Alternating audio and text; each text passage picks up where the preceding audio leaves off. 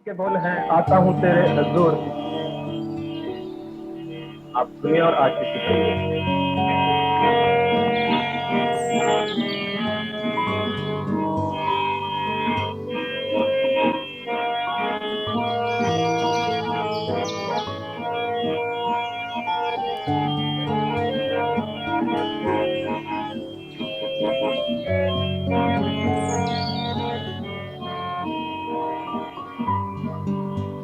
आता हूँ तेरे हजूर, देख तेरा जला। आता हूँ तेरे हजूर, देख तेरा जला। आए न तेरे कुजूर, बस आता है ये ख्याल। आएंगे तेरे, आए न तेरे कबूल, बस आता है ये ख्याल। ये जो पाक है, पाक है, सजदों में सजदे करूं। ये जो पाक है, पाक है, सजदों में सजदे करूं। तेरी हजूरी में बैठा रहूं, सजदों में सजदे करूं। तेरी हजूरी में बैठा रहूं, सजदों में सजदे करूं। सजदों में सजदे करूं।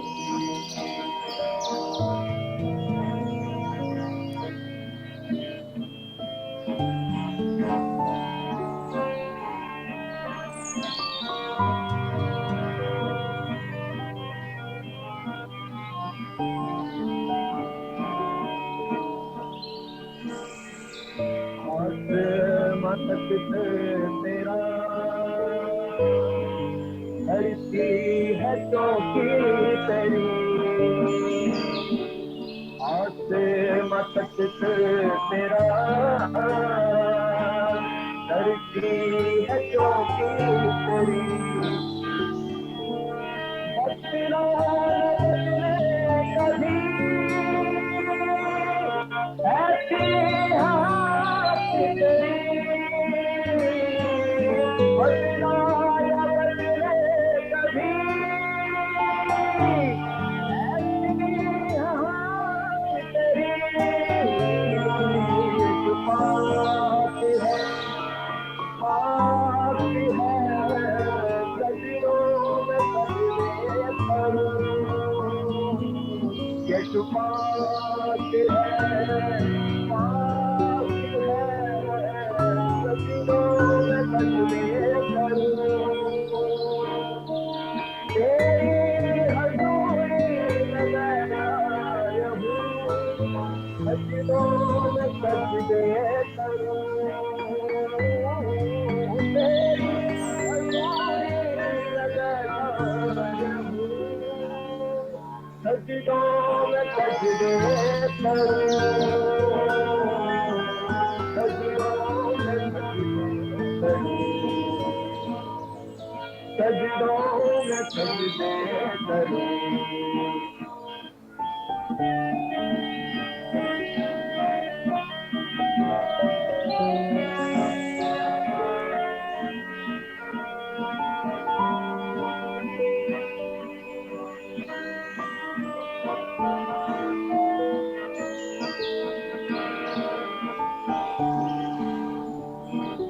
पर राह बेअब तू बब्बर यहूदा कतू। पर राह बेअब तू बब्बर यहूदा कतू। अलगा है तू मेरा सहारा है तू,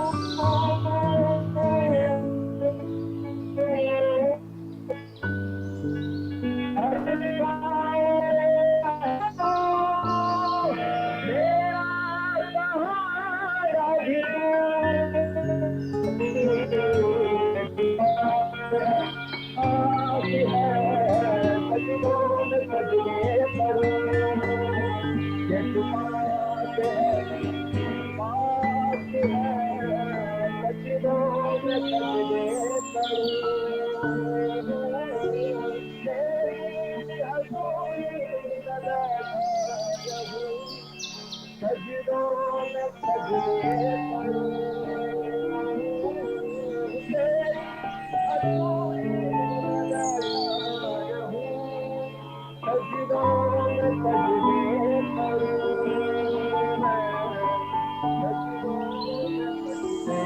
करूं, सजदों में सजदे करूं, सजदों में सजदे करूं।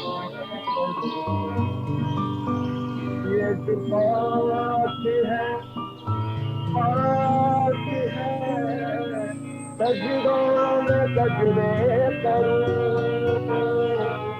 ये जो पास है, आप गा सकते हैं, पास है, सजदों में सजदे करूं, तेरी हजूरी में, तेरी हजूरी में बैठा रहूं, सजदों में सजदे करूं, तेरी हजूरी में बैठा रहूं, सजदों में सजदे करूं, सजदों में सजदे। Good morning and happy Shabbat. Happy Shabbat and good morning. परमेश्वर का धन्यवाद, उसका शुक्रिया अदा करते हैं कि उस परमेश्वर ने एक बफे से हमें यह समय दिया है कि हम उसके नाम की महिमा, उसके नाम की हिम्दो सना एक बार फिर से हम सब लोग जो है जूम मीटिंग के माध्यम से उस परमेश्वर की प्रशंसा बढ़ाई जो है कर सकते हैं।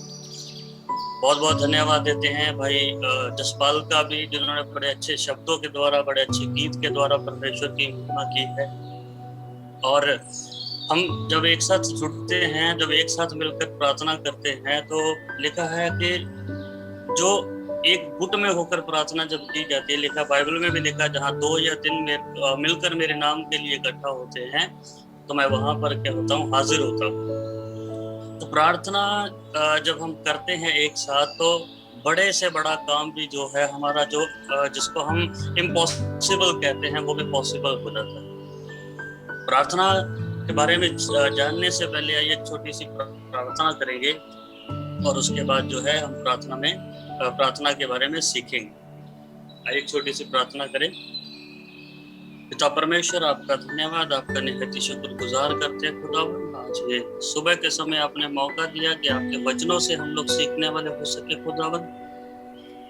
हमारे दिलो दिमाग को खोल देना खुदावन, ताकि जो कुछ आज हम सीखे या हम अपनी जिंदगी में व्यतीत करने वाले हो सके खुदावन, इन वचनों के द्वारा हमारी जिंदगियों में 30 गुना 60 गुना 100 गुना फल लाने के योग्य हो सके खुदावन। मेरी जुबान का जुम्मा लेना खुदावन, जो भी बोलूं मैं आपके लिए बोलूं और आपकी महिमा के लिए बोलूं खुदावन, ताकि आपकी महिमा बढ़ाई हमेशा हमेशा तक होती रहे। ये दुआ को मांगते हैं आपके प्यारे बेटे प्रभु यीशु मसीह के नाम से, आमीन। जब हम प्रार्थना के बारे में बात करते हैं तो अक्सर हमारे दिमाग में जो है एक बात आती है, क्योंकि प्रार्थना जो शब्द है इसका मतलब होता है एक तरह का समर्पण कर देना। जब किसी के सामने आप अपने आप को बिल्कुल जो है खोल कर रख देना, सरेंडर कर देना अपने आप को।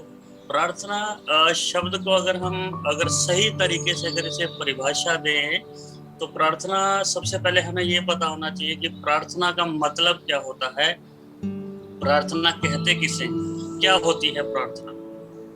प्रार्थना का अगर हम देखें तो साधारण शब्दों में अगर हम देखें तो उसमें बताया जाता है कि प्रार्थना जो है इस प्रकार होती है कि जैसे एक बच्चा अपने बाप से बात करता है, एक बच्चा अपने पिता से बात करता है, उससे जो जो चीजें चाहिए वो अपने पिता से मांगता है, अपनी जो विनती है उसकी रिक्वेस्ट है, जो उसका अपने आप को जिस तरीके से भी वो समर्पण करना चाहे वो परमेश्वर को अपने आप को समर्पण करता है। प्रार्थना जो है एक तरीके की बातचीत है, जैसे हम परमेश्वर से अपने किसी निजी मित्र के साथ बातचीत करते हैं। प्रार्थना जो है एक तरीके के, जब हम अपने किसी क्लोज दोस्त को, अपने किसी खास मित्र को जाकर के मिलते हैं और उससे अपने पूरा दिल का हाल खोल करके रख देते हैं और पूर्ण तरीके से जो हमारे मन के अंदर जिन चीजों में हमें या तो कंफ्यूजन होती है, या फिर हम किसी अपनी जिंदगी में हताश होते हैं, या फिर हम अपनी जिंदगी में जो है किसी समस्या से गुजर रहे हैं और वो समस्या ऐसी है कि मैं अपने जो है परिवार को नहीं बता सकता, वो समस्या ऐसी है कि मैं अपने जो है रिश्तेदारों को नहीं बता सकता, वो समस्या ऐसी है कि मैं अपने मेंबर्स को नहीं बता सकता, पर मेरी जिंदगी में कोई खास ऐसा दोस्त होता है, एक ऐसा मित्र होता है जिससे मैं जो है खुल के वो बात कर सकता हूँ। उससे उसके सामने बातचीत करने के लिए मुझे किसी तरह की हेजिटेशन नहीं होती, किसी तरह की कोई भी मुझे ऐसा नहीं लगता कि हाँ मैं इस आदमी को ये बात बता रहा हूँ तो मुझे मेरे शायद इसमें मेरा ये नुकसान है। प्रार्थना एक तरीके की बातचीत है, जैसे हम अपने आप को पूरा परमेश्वर के सामने खोल के रख देते हैं। अगर हम स्टेप टू क्राइस्ट पढ़ते हैं तो उसमें सिस्टर एलन जी वाइट बड़े ऑर्डिनरी शब्दों में जो है हमें वो बताती हैं कि प्रेयर इज लाइक ए की। प्रार्थना जो है एक चाबी की तरह है। जिस तरीके से हमारे जिंदगियों में जब जो है दरवाजे बंद हो जाते हैं, जब हम परमेश्वर से अलग हो जाते हैं, जब हम परमेश्वर से दूर चले जाते हैं, प्रार्थना एक ऐसी चीज है, प्रार्थना एक चाबी, एक ऐसी चाबी है जो उस बंद दरवाजे को खोलने का काम करती है। हम अपनी जिंदगी में अक्सर हमारे साथ ऐसा होता है कि हमारी जिंदगी में उतार चढ़ाव आते रहते हैं, कभी सुख आ रहा है, कभी दुख आ रहा है, कभी सुख आ रहा है, पर हम अपने हमारा ये जो है ह्यूमन टेंडेंसी है, हमारे मानवीय विचारधारा यही है कि जब हमारे ऊपर समस्या आती है तभी हम परमेश्वर को ज्यादातर याद करते हैं, लेकिन जब हम उस समस्या से परे चले जाते हैं हम परमेश्वर को याद नहीं करते। लिखा है जब हम परमेश्वर से दूर जाते हैं तो परमेश्वर के हजूर से, परमेश्वर के घर से जब हमारे लिए दरवाजा बंद हो जाता है और फिर जब हम घुटने टेक के परमेश्वर के सामने जाते हैं अपने आप को और प्रार्थना में जब उस विनती एक रिक्वेस्ट जो है परमेश्वर के सामने रखते हैं तो परमेश्वर हमारी उस विनती को, उस रिक्वेस्ट को सुनता है, बड़े ध्यान पूर्वक वो सुनता है और उसके बाद फिर वो जो बंद दरवाजा होता है, वो जो ताला हमारे लिए बंद होता है, वो ताला फिर से खुल जाता है। मैं एक वीडियो देख रहा था, उस वीडियो में मैंने देखा, लिखा उसमें एक आदमी जो है परमेश्वर से कहता है कि परमेश्वर जब मैं आपकी उपासना करता हूँ, परमेश्वर जब मैं आपकी बंदगी करता हूँ, आपकी आराधना करता हूँ, जब आपसे प्रार्थना करता हूँ तो मैं एकदम लीन हो जाता हूँ, एकदम अपने आप में खो जाता हूँ, मुझे समझ नहीं आती कि मेरी प्रार्थना कब खत्म हो गई। मैं इतना डूब जाता हूँ प्रार्थना के अंदर, तो मैं ऐसा समझता हूँ कि मैं आंसुओं से भी रोता हूँ, मेरी प्रार्थना जो है वो मेरी प्रार्थना में मैं कहीं खो जाता हूँ। लेकिन कह रहा है कि जब मैंने इस बात के बारे में परमेश्वर से सुना, कि परमेश्वर से पूछा कि परमेश्वर क्या आप मेरी प्रार्थना को या आप मेरी विनती को, आप मेरी उस बंदगी को, उस आराधना को कबूल करते हैं? तो परमेश्वर ने बड़े अच्छे से जवाब दिया। परमेश्वर कह रहा सब उपासना करने में लगे हुए, मुझसे बातचीत कोई नहीं करता। अगर हम परमेश्वर से बातचीत करते हैं तो परमेश्वर जरूर हमारी बात को सुनता है। जैसे हम अपने दोस्त के सामने अगर हमें कोई समस्या आ रही है, सपोज मुझे किसी चीज की बड़ी जरूरत है, खास जरूरत है, और मुझे पता है कि मेरे वो उस दोस्त के अलावा उस जरूरत को कोई पूरा नहीं कर सकता, उसी तरीके से जब हम प्रार्थना करते हैं तो परमेश्वर हमारा वो निजी मित्र है, एक दोस्त है, एक भाई है, जिससे हम पूर्ण तरीके से अपने जीवन का हाल खोलकर उसके सामने रख देते हैं और परमेश्वर फिर हमें उस समस्या से निकाल के लेके आता है। जैसे अगर हम यिर्मयाह की किताब पढ़ते हैं तो यिर्मयाह की किताब में उसका 33 अध्याय, उसका 3रा वचन अगर देखते हैं, अगर आपके पास परमेश्वर का वचन है तो आप मेरे साथ खोल लीजिए यिर्मयाह की किताब, उसका 33 अध्याय और उसका 3रा वचन। उसमें हम देखेंगे, उसमें लिखा है, मैं पढ़ रहा हूँ, लिखा है मुझसे प्रार्थना कर और मैं तेरी सुनकर तुझे बड़ी बड़ी और कठिन बातें बताऊंगा जिन्हें तू अभी नहीं समझता। एक बार फिर से पढ़ रहा हूँ, मुझसे प्रार्थना कर और मैं तेरी सुनकर तुझे बड़ी बड़ी और कठिन बातें बताऊंगा जिन्हें तू अभी तक नहीं समझता। हम जब भी विपत्ति में पड़ते हैं, हम जब भी मुश्किल में पड़ते हैं, तो सबसे पहले हमारे मन में, हमारे ध्यान में एक ही बात आती है कि भाई हमें सबसे पहले परमेश्वर के सामने जाना है और प्रार्थना करनी है। प्रार्थना जो है ये अगर हम ऐसे अगर बोल के करें, क्योंकि अगर यशायाह के बारे में देखें तो यशायाह कहता है तुम लोग होठों से मेरा आदर करते हैं। यशायाह भविष्यवक्ता जो है वो कहता है कि तुम लोग होठों से मेरा आदर करते हो पर तुम्हारा मन मुझसे दूर है। अगर हम इस तरीके से, लेकिन अगर हम एक साथ अपने परिवार के साथ जुड़कर अपने पूरे तन मन धन के साथ परमेश्वर के सामने जाते हैं, और लिखा है जब अगर हम मती में पढ़ते हैं उसका 6 अध्याय में, तो उसमें लिखा है जब तू प्रार्थना करे तो अपनी कोठरी में जा और परमेश्वर से गुप्त में प्रार्थना कर, जो गुप्त में सुनने वाला। तो लिखा है हमारी प्रार्थना तब जरूर सुनी जाती है। परमेश्वर हमें खुद कहता है कि मुझसे प्रार्थना कर, मुझसे विनती कर, मुझसे रिक्वेस्ट कर, और जो जो तुम्हारी समस्याएं हैं वो सारी समस्याएं ला करके मुझे बता। प्रार्थना जब हम करते हैं तो हमेशा हमारी जिंदगी में चमत्कार होता है। जब भी हम प्रार्थना करते हैं तभी हमारी जिंदगी में चमत्कार होता है। लेकिन हम जो है, हम हमेशा ये सोचते हैं कि शायद मेरी प्रार्थना पता नहीं आज सुनी जाएगी या नहीं सुनी जाएगी, मैं प्रार्थना करके देख लेता हूँ। भरोसा हम जो है परमेश्वर पर 50-50 रखते हैं। सपोज मैं बीमार हूँ, बीमारी की हालत में मुझे पता है कि मुझे डॉक्टर की खास जरूरत है, पर इसके साथ साथ मुझे ये भी पता है कि मुझे सबसे बड़ा डॉक्टर जो इस दुनिया का है, जो उस डॉक्टर को बुद्धि समझ देता है, वो सिर्फ और सिर्फ परमेश्वर है। और उसी के सामने सबसे पहले मुझे जाना, सबसे पहले मैं अपने आप को परमेश्वर के सामने रखूं। उसके बाद जो है मैं हॉस्पिटल में, मुझे पता है कि मुझे बीमारी में जरूरत है परमेश्वर की। क्योंकि हिजकिय्याह के बारे में अगर हम देखते थे, राजा हिजकिय्याह जो है उसे पता था कि मेरे बीमारी है, मेरे बगल में जो है फोड़ा निकल आया है, उसको सब पता था। पर उससे पहले वो है अपने आप को नील डाउन करता है, अपने गले में टाट पहनता है और प्रार्थना करता है सबसे पहले। उसके बाद यशायाह जो है अभी गेट से बाहर नहीं गया, उसके बाद वापिस आता है और उसे बताता है कि आज के बाद जो है तू मरेगा नहीं बल्कि 15 साल और जिएगा। तो प्रार्थना एक ऐसी चाबी है जो बंद दरवाजे को खोलने का काम करती है। और जब हम गवाहियां सुनते हैं तो हमारा विश्वास परमेश्वर पर और ज्यादा बढ़ता है, तो फिर हमारा और मन करता है कि परमेश्वर के और ज्यादा करीब जाए और ज्यादा प्रार्थना सुने। मैं कैसे ही गवाही आपके सामने पेश करूंगा, जो मेरी जिंदगी की बहुत बड़ी गवाही है, जिससे मैं समझता हूँ कि मेरी जिंदगी का, जब मैं इवन दो मैं जो हूँ एक पास्टर का लड़का था, एक पास्टर का लड़का हूँ, तो मेरी हमेशा से ये ये थी कि ठीक है पापा पादरी हैं, मुझे जो है चर्च के अंदर जो सॉन्ग लीडर का जो है मेरे पास था कि मैं हमेशा जाऊं चर्च में गाना गाऊं, है ना। तो मेरे पास ये था हमेशा। पर मैं एक जो पूर्ण तरीके से जो अपना जो एक समर्पण होता है परमेश्वर के सामने, वो नहीं कर पा रहा था। तो मैं ये जब गवाही मेरी जिंदगी में हुई तो उसके बाद मैंने सीखा, सब जाना परमेश्वर को कि सच में परमेश्वर सच में हमारे लिए कितना मायने रखता है, प्रार्थना हमारे लिए कितनी मायने रखती है। बात है 2012 की, जब 2012 में मैं जो हूँ अपनी मम्मी को ड्यूटी पर छोड़ने के लिए जा रहा था। तो ऐसा हुआ कि सड़क के किनारे किनारे जो है बहुत खंबे लगे रहते हैं, आपने अक्सर देखा होगा। और उन खंभों की आंधी चल रही थी, उन खंभों की तारें आपस में जुड़ी और उनमें आग लग गई। मैं बाइक पे था, लगभग स्पीड थी बाइक की 40-45। हमारे जो बिल्कुल आगे चल रहा था उस आदमी ने क्या किया, एकदम से उसने बाइक जो है गली में टर्न कर दी। तो जैसे ही उसने गली में मोड़ दी, मेरी बाइक उससे जाके लगी और मैं जो हूँ मैं भी गिरा काफी दूर तक। मेरी भी जो है पलटी खाया मैं भी। और मेरी माँ जो है मेरे पीठ के ऊपर से, ऐसे सर के ऊपर से उड़ती हुई जाके गिरी और सीधा जाके पत्थरों में उनका सर लगा। और उनका सर यहाँ से लेकर के पीछे यहाँ तक पूरा ऐसे जो है फट गया। तो मैं एकदम से बड़ा हैरान हो गया कि ये क्या हुआ है।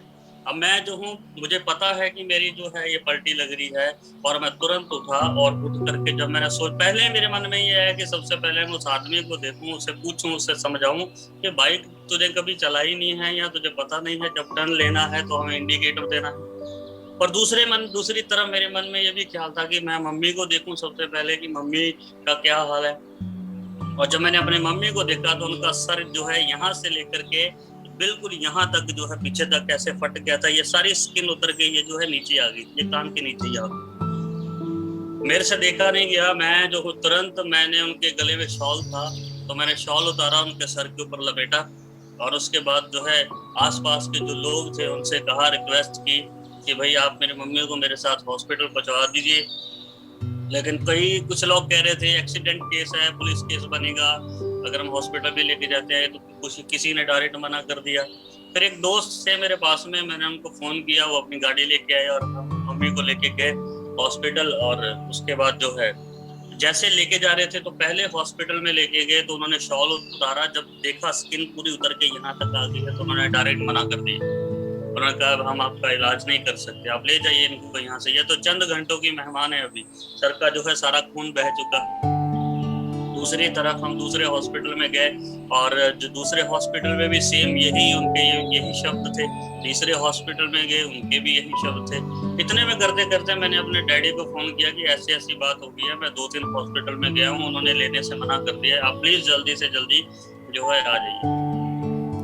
चौथे हॉस्पिटल में जब हम गए तो डॉक्टर जो है ऑलरेडी ऑपरेशन थिएटर में थे। उन्होंने कहा कि ऐसा है, आप वेट करिए, इंतजार करिए। इंतजार के बाद जब इतने में मेरे डैडी भी पहुंच गए, जब उन्होंने देखा और देख के उतारा जब उनको, तो उनके स्टिचेस किए, तो यहाँ से यहाँ तक अराउंड 45 जो है उनके जो है यहाँ पे स्टिचेस, उनके टांके लगे उनके सर के अंदर। हम सब ने मिलकर वहाँ प्रार्थना की, जितने भी हम सब लोग थे उस समय मौजूद थे, कुछ हमारे भी पास्टर थे, कुछ बाहर से भी जो है पापा के जानने वाले दोस्त थे, और भी पादरीगण थे। सब ने मिलकर वहीं हॉस्पिटल में उस समय प्रार्थना की। और हमेशा सुबह शाम जब भी हम अपने घर में जाते थे, पूरे परिवार के साथ एक साथ बैठ के मम्मी के लिए प्रार्थना करते थे। डॉक्टर ने, वो ठीक हो गई, डॉक्टर ने जो है बताया कि नहीं, कम से कम जो है 6 महीने आप बेड रेस्ट देना, 6 महीने से जो है पहले आप इन्हें बेड से मत उठाना, क्योंकि सर की चोट है, खून ज्यादा बह गया है, अभी इनको बहुत सख्त आराम की जरूरत है। प्रार्थना करते रहे, उपवास रखा, उपवास रख के घुटने टेक टेक के प्रार्थना करते रहे। आप मानेंगे नहीं, यकीन नहीं करेंगे, परमेश्वर ने 6ठे दिन मेरी मम्मी को उठा करके बेड से खड़ा कर दिया। 6ठे दिन मेरी मम्मी उठी और उठ करके उन्होंने अपना जो है काम किया, और 6ठे दिन अपनी ड्यूटी फिर से ज्वाइन कर ली थी, फिर से जाके अपनी ड्यूटी पर 6वें दिन जो है चली गई थी। जब डॉक्टर को बताया तो डॉक्टर ने कहा, इस बात को यकीन नहीं किया, कब कहा ये संभव नहीं है, ये किसी भी तरीके से संभव नहीं हो सकता। एक पेशेंट जिसे 6 महीने की रेस्ट चाहिए, वो 6 दिन के अंदर कैसे खड़ा हो सकता है? मैं नहीं मानता। तो मेरे डैडी को वहां पर मौका मिला परमेश्वर के बारे में बताने का। तो मैं इस टेस्टमनी के जरिए से, इस गवाही के जरिए से यही बताना चाहता हूँ कि जब आप पूरे मन से परमेश्वर के साथ जाते हैं, परमेश्वर के पास जाते हैं, परमेश्वर से बातचीत करते हैं, जब परमेश्वर से हम बातचीत करते हैं, जैसे एक दोस्त एक मित्र के साथ अपने आप को खोल करके रखते हैं, देखा तब परमेश्वर हमारी बात को बहुत जल्दी सुनता है। अक्सर हम अपने जीवन में भी देखते हैं, निजी लाइफ में भी देखते हैं, जब हम अपने खास मित्रों से कुछ हमारी विनती होती है, प्रार्थना होती है, हम उनके सामने रखते हैं, वो भी हमारी मदद तुरंत करते हैं। तो लिखा है परमेश्वर बिल्कुल हमारे दोस्त की तरह है, भाई के समान है। तो हम जब अपनी विनती उनके पास लेके जाएंगे तो वो कभी हमें मना नहीं करेंगे। इम्पॉसिबल एक शब्द है, इम्पॉसिबल में से अगर आप आई एम हटा देते हैं तो उसके बाद पॉसिबल रह जाता है। तो परमेश्वर कहता है आई एम पॉसिबल, इम्पॉसिबल को परमेश्वर बनाता है आई एम पॉसिबल। तो मीन्स हर वो काम जो हमारे लिए इम्पॉसिबल है, लेकिन परमेश्वर के लिए वो पॉसिबल है। तो इसलिए मैं हमेशा आपसे विनती करूंगा कि अपनी निजी जिंदगी में सबसे पहला स्थान परमेश्वर को दीजिए, प्रार्थना करते रहिए पूरे परिवार के साथ, क्योंकि ये अंत समय चल रहा है। हम नहीं जानते कि परमेश्वर का आना कब, किस समय, किस तरीके से होगा।